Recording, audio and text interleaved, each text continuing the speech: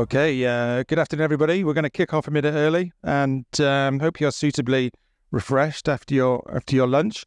And welcome to this panel session, Empowering Tomorrow's Innovators, your role in supporting our island's future in STEM. And this is sponsored by Deloitte, and we thank them very much for that. We've pulled together an esteemed panel from Code Club and Love Tech. From your left, we have Lisa Karen from Love Tech, Adam Drummond from Code Club, Alex Holzel from Love Tech, and Steve Wilson from Code Club. Welcome, everybody. Hope you're all set for the next half an hour. Thought it'd be useful just to kick off with just a brief description of what each of the charities does. So, Lisa, would you like to talk a little bit about what Love Tech does, and perhaps a little bit about how you got into it and why you got into it? Hi, everybody. Thank you for coming to this session. It's great to see you all. So Love Tech is a charity that was established 2017, 2018 by female technologists or people that worked in the technology sector predominantly, that had been working in male-dominated industries for a lot of their careers and started to understand the impact that role models and inspiring and motivating girls was going to have on the future of STEM industries. So it really started from there, and the role modelling piece is huge for us. So it is mostly women that are on the committee. We've got a couple of guys, Owen and Adam, are actually on our committee as well.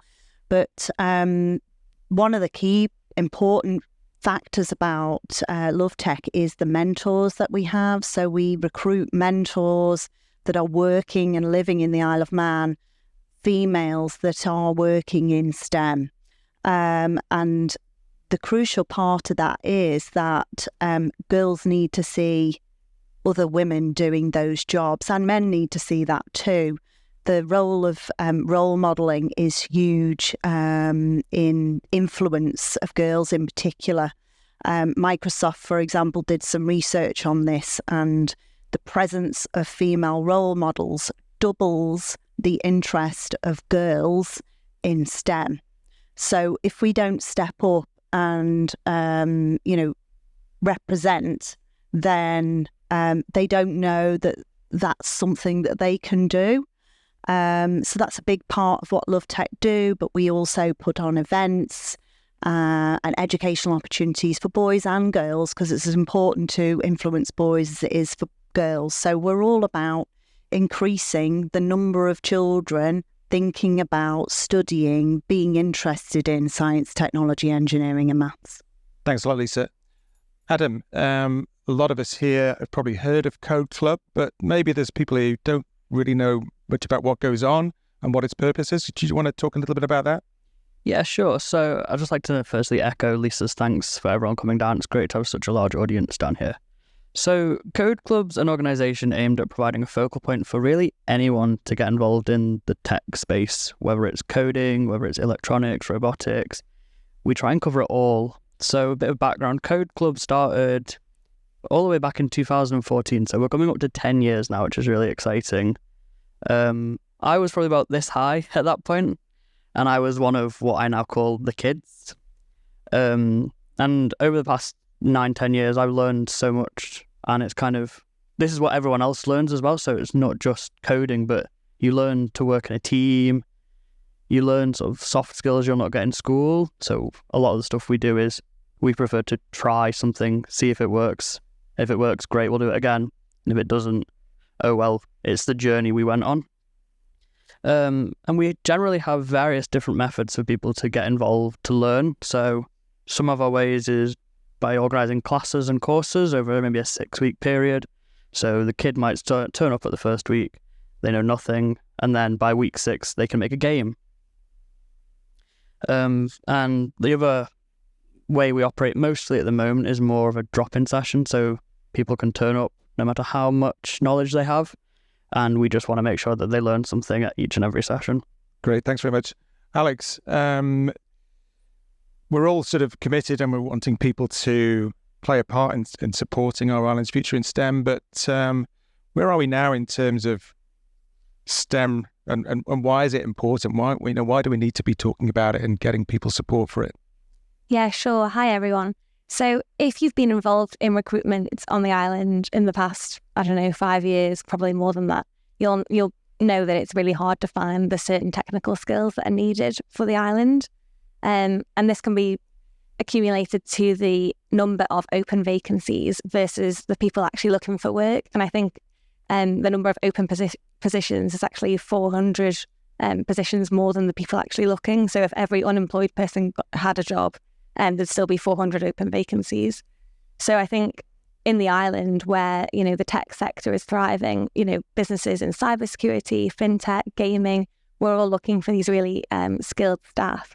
And unless we continue to add to the island's talent pool by investing in charities such as Love Tech and Code Club, I think, that will really stunt the growth of the island's economy. So by investing in these businesses, you're not only helping your business yourself from a CSR point of view, but also you're investing in the island's economy and the wider community. Thanks, Steve. In terms of STEM education, are there any significant challenges that you've experienced or encountered or observed in your kind of Code Club role and your broader role as working in the industry? Afternoon, everyone. I could go on at length about all the different aspects of it. I think there is a great deal of misconception about STEM. It's perceived as more academic and less practical.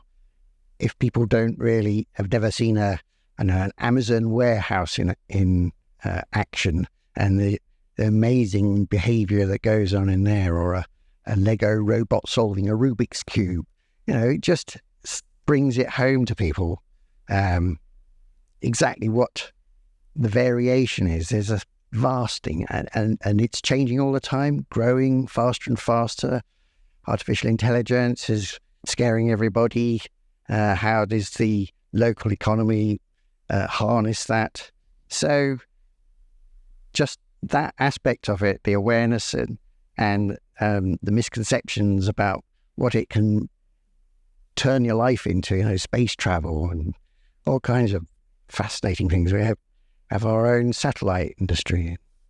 I think a lot of the benefit that I observe from the organisations here is that they give the opportunity for young people to be very hands-on with technology and science.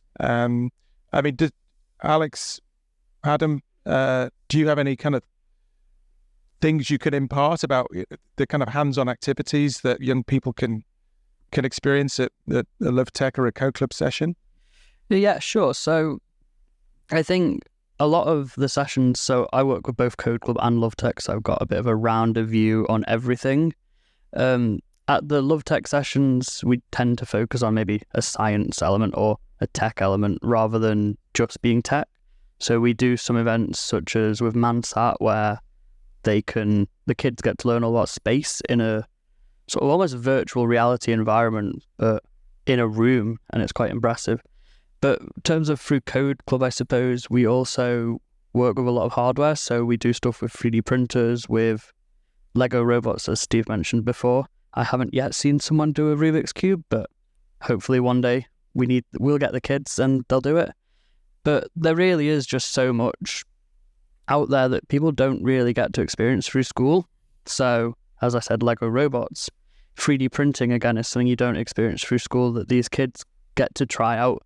They get to design things in 3D and they sort of see it go from nothing to a full 3D printed object in their hand that is working. And I guess that's kind of, it's just something that people don't get to experience in normal life.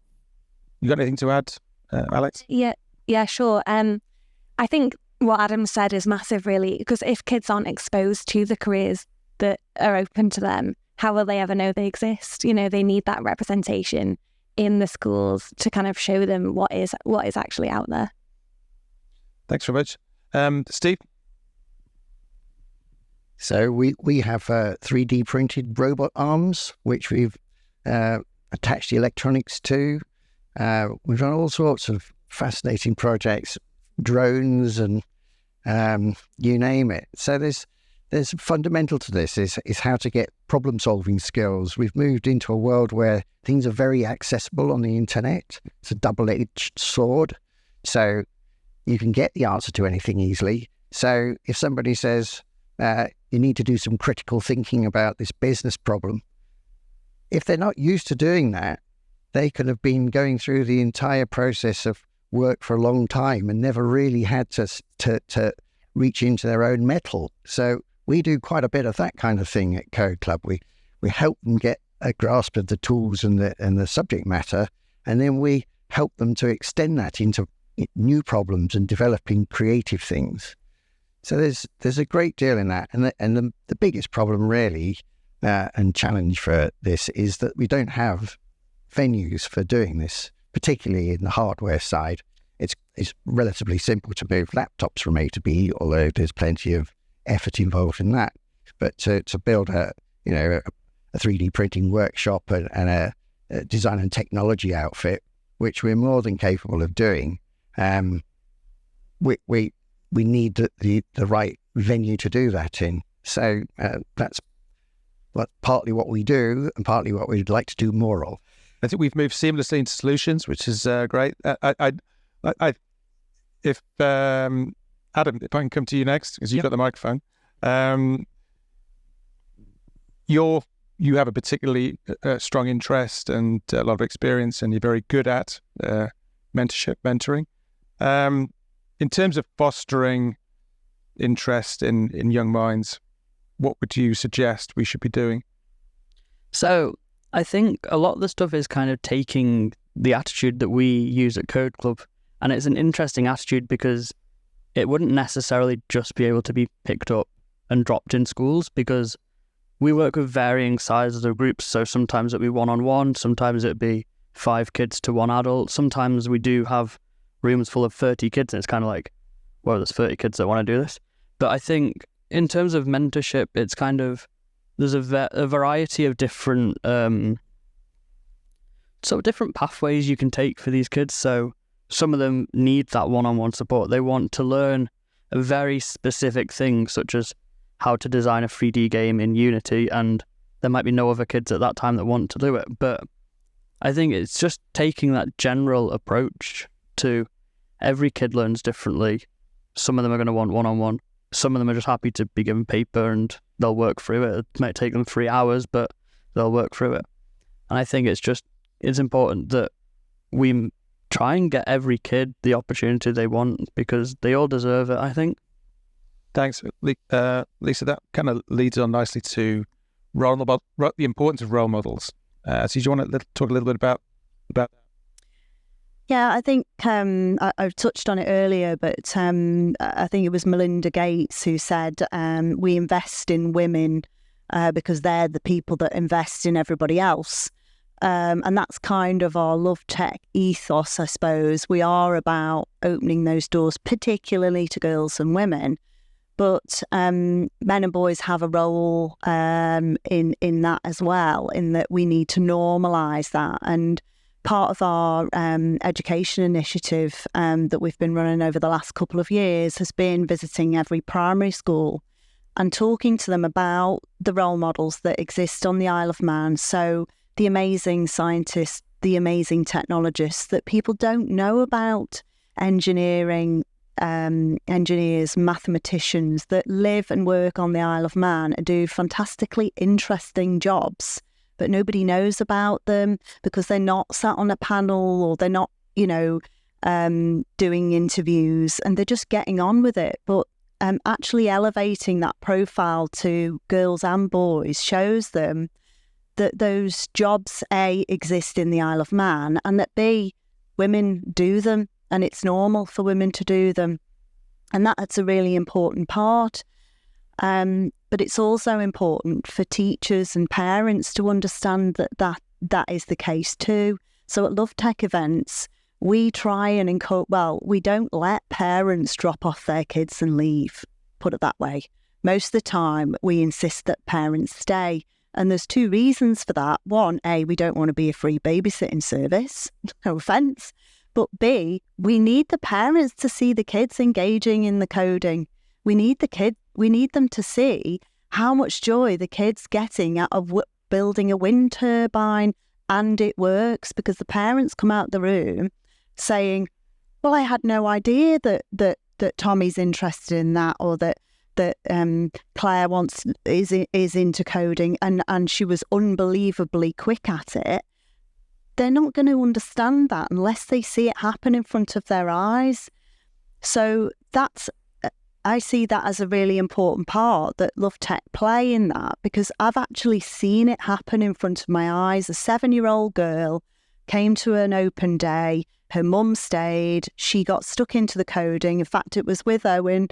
And Owen was saying, I think it might be a bit old for her, but she tried it and she was amazing, and she just took to it. She was incredible. And the mother was blown away. She said, I better get her into some coding because she's obviously got a talent for it. That's a really important development, because if the parents need to see it as much as the kids. I think something else to add to that as well is get the parents involved, because it's a dual-edged sword. On the one hand, they're getting to learn it themselves, and who knows, they might end up volunteering or helping us. They might be like, wow, I really enjoy this as well. But on the other hand, especially for us at Code Club, where we meet once a week, if the parents are getting involved and they're sort of following along with it, it means when the kid goes home, they can continue that learning throughout the week. So it might be after school, they say to the parent, I want to do this, I want to do that. If the parent hadn't stayed with them, they'd have been like, well, I don't know how to do that, I can't help you. Whereas if the parent stays with them through the session, they learn it alongside the children, they can then go home and do it throughout the week and come back the next week and be like, look what I did. Thanks. Just a little anecdote for myself. There was a project a number of years ago, Awareness of Careers in Engineering, which was aimed at stimulating interest in the sector in the island, which is actually was very strong. And some of the feedback from the kids was that they were told by parents if they didn't work hard, they'd end up working in a factory. And so the ACE project did some great work in terms of overcoming those sort of negative stereotypes about dirty factories and wearing greasy overalls. And I don't know if anybody's walked into Swagelock or Ronaldsway Aircraft, and it's pristine sort of manufacturing environments, working with some sort of globally important projects like making bits for the jets we all travel on when we're going on holiday. Alex, as well as parents, business as well has an important part to play, and Love Tech enjoys the endorsement of a lot of businesses and works in partnership with them. Is that right? Yeah, absolutely. I mean, as I said, let's be honest, every business now wants to get involved in some kind of corporate social responsibility scheme. But by approaching charities like Love Tech and Code Club directly, we can actually cater those events that we run to your business. I mean, we've worked with, through Riella before, we've ran cybersecurity training videos for children to kind of get them involved in the subject at an early age, so that they may pick up an interest in that area. They might not, but at least they're given the opportunity that way. So I think if your business is a niche technical area that you really need more skills in, come and approach us, and we can cater some kind of event or training scheme. Thanks, Steve. You mentioned facilities before and just the importance of having a place to go. Related to that is obviously the age-old topic of funding. I know it's a challenge at the moment for a number of reasons for a number of businesses and individuals, but just stress to us, the audience, the importance of donations and funding to enable you to do what you do with Code Club. Well, we've managed quite well for the last 10 years, largely through Owen's phenomenal networking skills. And where we do run projects, we are quite successful in getting the equipment that we need. But that's not the same. That's more of a hand-to-mouth. Can't really plan forward. We don't advertise because we're inundated as it is. Parents want to bring their children because they want to know, and so do the children, how to get involved in it. We could easily quadruple what we have, but we need proper venues. We need resources. We could do a lot more with the hardware side of it. We've got some that are absolutely passionate about it. I've got one of the kids who built from patterns he got on the internet, he built a plastic lemonade bottle recycling thing to make 3D printer filament that you can print things with, which is, this is a 14-year-old boy who's just passionate about this stuff. And we're doing it on the fly, making it up, finding things under the bonnet in the car that we can help him sort of stopgap measures to help him get on with it. And, ultimately he was so tenacious, he did a fantastic job of it. And that's exactly what we need. We need contributions of resource, skills, background, knowledge. We need funding for projects, both generally to evolve the Code Club, as well as specific projects so we can take children away to partake in competitions, go and visit places like Jodrell Bank and you name it, all the amazing places that people have heard of down the years. And again, it's so important for them to get hands-on experience with this. Thanks. Before hopefully get some questions, because we're on limited time, Alex, do you want to talk a little bit about, the rest of the panel, about volunteering and what you get out of it, and why you feel other people could get something out of volunteering? Alex, do you want to say something briefly about that? Yeah, sure. I mean, obviously it's massively rewarding to be involved in the education of the next generation. And I think because the Isle of Man is at such a, it's in such a good place with its technical industry, and there's so many different sectors on Ireland, I think, you guys are at a great place to be able to share your knowledge and really boast about why not only the island is so great, but why your individual business and what you're doing on a day-to-day basis is so great as well to the next generation. So yeah, just to add to what Alex said, the past couple of days, yesterday I took part in UCM's volunteering sessions where we're sort of opening up what we do with volunteering to kids. I keep saying kids, I've said kids far too much today. But I think for me, one of the things that I was telling people is, for me, it doesn't feel like a job. For some people, they'll say, oh, I've got volunteering and it's like a job, but I'm not being paid. For me, I look at it more as I really enjoy what I do, and I'm enjoying it to a point where I don't care how many hours I do a week. Sometimes I might just sit back and be like, what can I do? And it's what I think of is stuff that's most people might think of as volunteering. I just think of it as, it's just something I'm doing for fun because I really enjoy it. And I think that's where we should be. People should be volunteering for things that they enjoy and that they want to get involved with. So for me, I get involved with tech. We take these kids on trips away when they take part in competitions. And again, it's just quite a fun experience for me. I'm sure other volunteers who've been on our trips or taking part in our sessions would agree. When we go away or when we take part in competitions, when we run events, we try and make it fun for everyone, including those volunteering, helping, parents. We try and everyone should have a good time, because what's the point in sitting in a corner being sad? You're wasting your life. You've only got so many days, you might as well enjoy them all.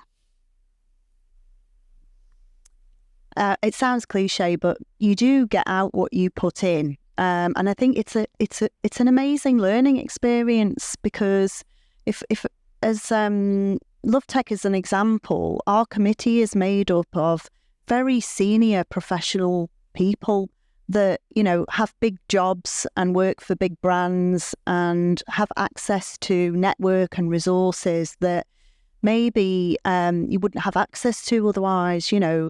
And it's a great learning experience being in the room with those people that you might not necessarily have contact with.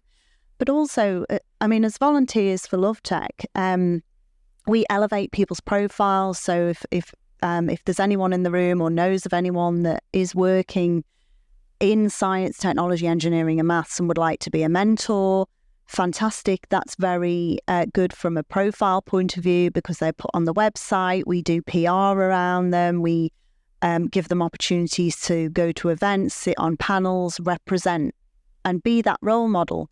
But people who are not doing those specific jobs and just want to get involved can volunteer, and that's on a case-by-case basis. There's no big commitment. but it does give you that opportunity to, be around people that maybe you're not otherwise, to get that experience of seeing the lights go on in the kids' eyes when they suddenly experience something or suddenly get something that they didn't understand before, which is an amazing experience. And teamwork, you get to work with a fantastic group of fun people who are just trying to do something good. It's a no-lose situation, really. Thanks, Lisa. Does anybody in the audience have any questions or comment at this point?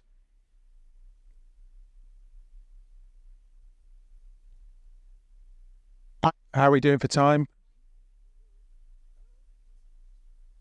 Oh, Bruce. Thank you. Thank you. Well, hopefully you can hear me.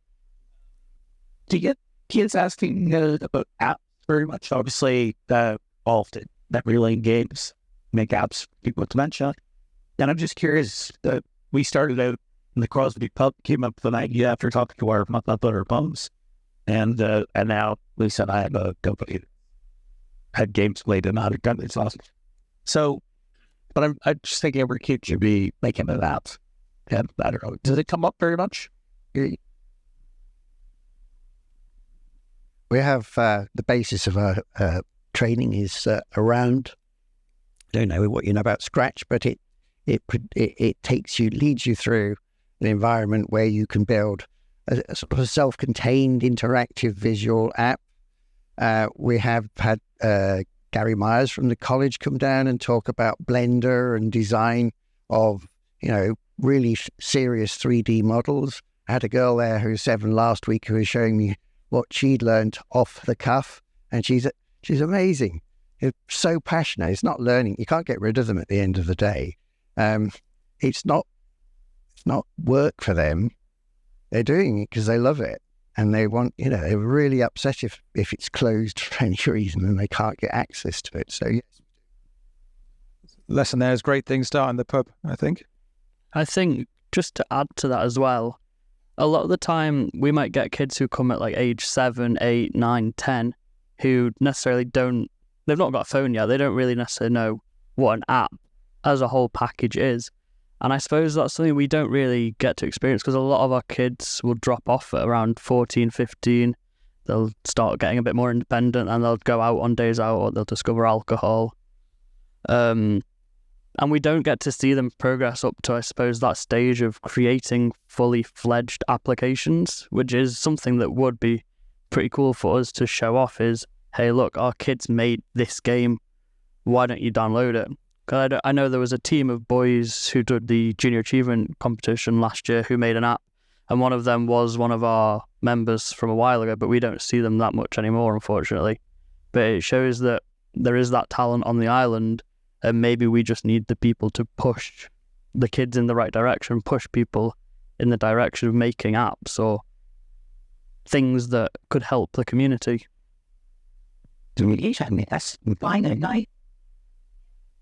The skill sets for the children in our society is the upskilling of individuals already in the workforce part of your future.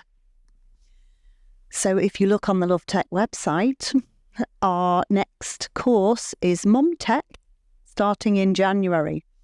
And that goes back to this idea of inspiring and helping mums to upskill. So it's a 6-week set of courses which can be attended all together or independently. They're completely free.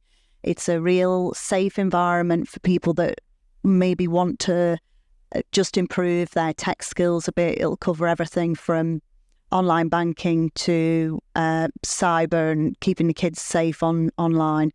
So it's possible to dip in and out of that. And that is for exactly that reason, because mums are a force multiplier. And if they're not comfortable with tech, they're not going to help their kids be comfortable. To that end, we recently relaunched, in fact, the Adult Code Club. Now we've got a venue in the town at Noah's on a Tuesday evening, specifically orientated towards the older demographic, people come along and show things that they are passionate about. Media, we've got people who want to come and talk about health applications and how they benefit. AI, we've got people from, the digital Isle of Man coming down to talk about that and various other walks of life. And we're building up a capability with media, AI, 3D processing, virtual reality environment development. And we have, in fact, done that for the younger ones on occasion at the Code Club as a course as well. So that is a thing that we are moving towards more and more. Okay, I think our time is up, I believe. Well, thank you all for coming, and thank you to Digital Isle of Man. Thank you to Deloitte. Thank you, Lisa, Adam, Alex, and Steve. Really interesting session. Hope you got a lot out of that too. I guess a lot of information on your respective websites, LoveTech and Code Club. But thanks once again, and enjoy the rest of the event. Thanks.